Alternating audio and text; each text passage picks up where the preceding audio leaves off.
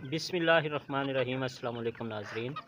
Agree किसान पाकिस्तान पे आज की ये वीडियो बहुत ही अहम तरीन होने वाली है उन भाइयों के लिए जो पोल्ट्री के बिज़नेस से परेशान हैं, पोल्ट्री फार्मिंग करना चाहते हैं, लेकिन जब बजट देखते हैं, जब फीड की बात करते हैं तो वो कारोबार को रास्ते में छोड़ देते हैं।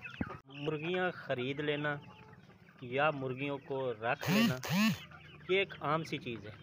मुर्गियों की फ़ीड पूरी करना, मुर्गियों को पालना, असल मसला ये है। आज की इस वीडियो में हम वो सोर्स आपको बताएंगे कि जिससे आपकी मुर्गियों की फ़ीड का ख़र्चा बिल्कुल कम हो सके, आपको प्रॉफिट ज़्यादा हो सके, आपकी मुर्गियों का, आपकी पोल्ट्री का नुकसान कम हो, पोल्ट्री में बीमारियां कम आएँ। नंबर 1 पे जिन दोस्तों ने पोल्ट्री फार्मिंग की हुई है, जिन दोस्तों ने मुर्गियां रखी हुई हैं और वो खुराक से परेशान हैं, इनका बेहतरीन जिनसे परिंदे खुश होते हैं सोर्स है सब्ज़ चारा, हरा घास हो कोई भी, जिसमें पालक और वो घास जिसकी कोंपलें निकल रही होती हैं, वो इनकी मरगूब ग़िज़ा है। आप जिस जगह पे पोल्ट्री फार्मिंग कर रहे हैं उस जगह पे थोड़ी सी जगह खाली मौजूद होनी चाहिए, जिधर आप किसी भी घास के जिसमें मतलब कि जानवरों के जो बाक़ियात होते हैं, रूढ़ी वगैरह होती है, उनको बिछा दें। जब उस पे पानी लगेगा, उस पे बारिश आएगी तो वहाँ पे घास निकलेगा और ये बड़े खुश होकर खाते हैं। बाजरा है, गंदम है, स्वांख है, इन चीज़ों के सीड आप लेके आप वहाँ पे बखेर दें फार्म में।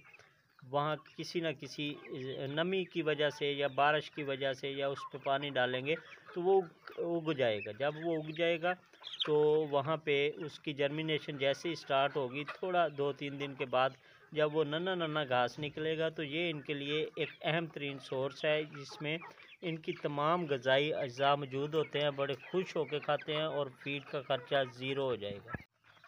नंबर 2 पे आपके पास खाली जगह मौजूद है फार्म के साथ ही मुल्हिका जगह, तो वहाँ पे करीब से किसी भी डेयरी वाले दोस्त से आप जो काऊ डक है, भैंसों का फुजला है, रूढ़ी है जिसे आप कहते हैं आम अल्फाज में, वो 2-3 हाथ वाली ट्रालियाँ वो आप फेंकते, वहाँ पे शरातुल अर्ज़, कीड़े मकोड़े, वो उनकी एक समझ लें कि जगह होती है, रूढ़ी जो होती है।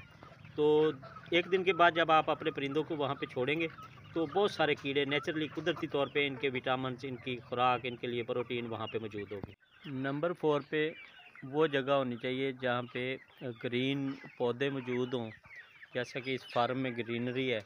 जैसे ही कोई पत्ता नीचे गिरता है तो ये फौरी तौर पे उठाते हैं और सुकून से खा जाते हैं।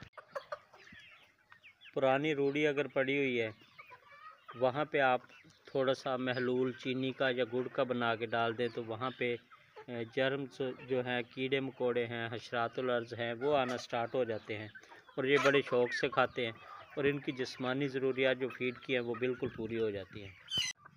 आपके घर पे जो किचन में सब्ज़ियाँ बनती हैं या रोटी के टुकड़े फालतू होते हैं या आपके पास कोई फ्रूट के बाक़ियात, छिलके, सीड, बीज वो मौजूद होते हैं, वो आप इनको डालें, वो इनके लिए बेहतरीन एक किस्म की ग़िज़ा है।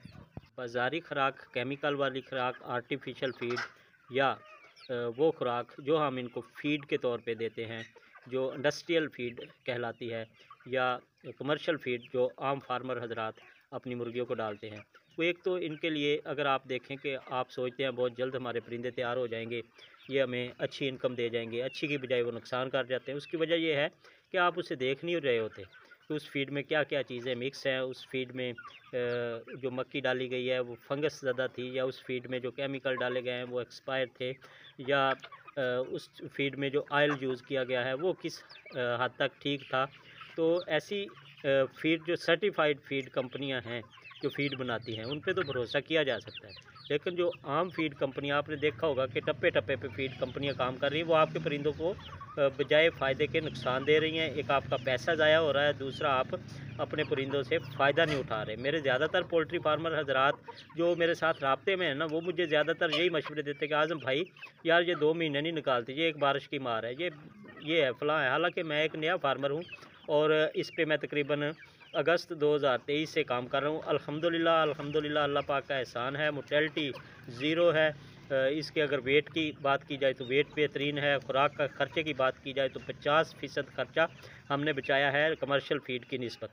तो असल में पाकिस्तान में ऐसा काम शायद 1-2 लोग ही कर रहे हों, लेकिन फ़ीड की अगर बात की जाए 7,000 से ऊपर फ़ीड का बैग है। अगर हम बचत करना चाहें तो हमारे पास बहुत सारी ऐसी चीज़ें मौजूद हैं जिनसे ये हम मुर्गियों को फ़ीड दे सकते हैं। इनसे अगर हम गोश्त के पर्पज़ के लिए तैयार कर रहे हैं या एग पर्पज़ के लिए इस्तेमाल करवा रहे हैं फ़ीड, तो उससे जो प्रोडक्शन हमें हासिल होगी ना, चाहे वो हम अंडा ले रहे हैं, चाहे हम गोश्त ले रहे हैं, वो बेहतरीन होगी, ज़बरदस्त होगी। अगर आप लोग मज़ीद इस लिहाज से कोई मशवरा करना चाहते हैं, वीडियो में अगर आपको कोई समझ नहीं आई तो डिस्क्रिप्शन में मेरा व्हाट्सएप नंबर मौजूद है, आप रब्ता कर सकते हैं। अगर वीडियोज़ आपको पसंद आती हैं तो आप ज़रूर इन्हें लाइक कर दिया करें, कमेंट सेक्शन में अपनी राय ज़रूर दिया करें, अच्छा या बुरा ज़रूर कहा करें और दोस्तों के साथ शेयर भी किया करें।